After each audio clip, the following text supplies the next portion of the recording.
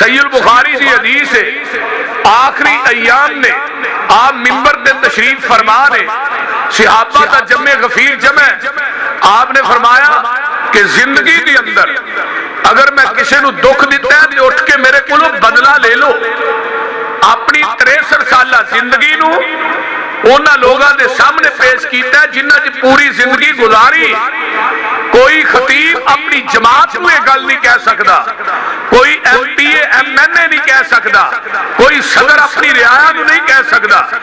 لیکن پوری کائنات دے حبیب دی سیرت دیکھو کتنی اعلیٰ ہے، کردار دیکھو کتنا اعلیٰ ہے کہ آپ صحابہ نو فرما رہے ہیں کسی نو میں اگر کوئی تکلیف پہنچائی اٹھ کے بدلہ لے لو۔ ایک صحابی اٹھیا پیچھو، میں کہنا اٹھیا نہیں بلکہ اٹھان والے نے اٹھایا، اٹھ کے کہنا اللہ دے رسول صلی اللہ علیہ وسلم بدر دے میدان صفا نو سدھیا کر دیا تسا منو چھڑی نہ ماریا سی۔ آقا علیہ السلام فرماندے نے اگے آ جا، جویں میں تینوں ماریا ہوئے تو منو مار۔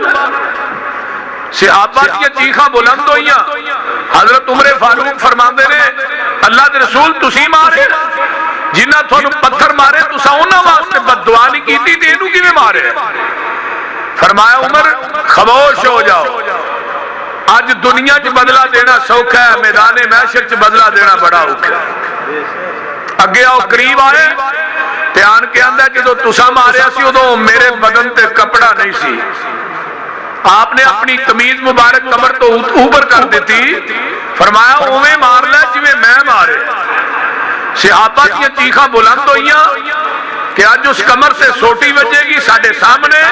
کہ جس ہستی نو اساں کنڈا نہیں چبن دیتا اپنی جاناں قربان کر دیتی ہیں، لیکن آقا علیہ السلام نے منع کیتا ہے۔ جدو قریب ہویا چھڑی توڑ دیتی، اپنی لباں نو مہر نبوت تے رکھیا تے فرمان لگے اے بہانہ اس واسطے کیتا ہے کہ میرے محبوب لب مہر نبوت نو چوم لیں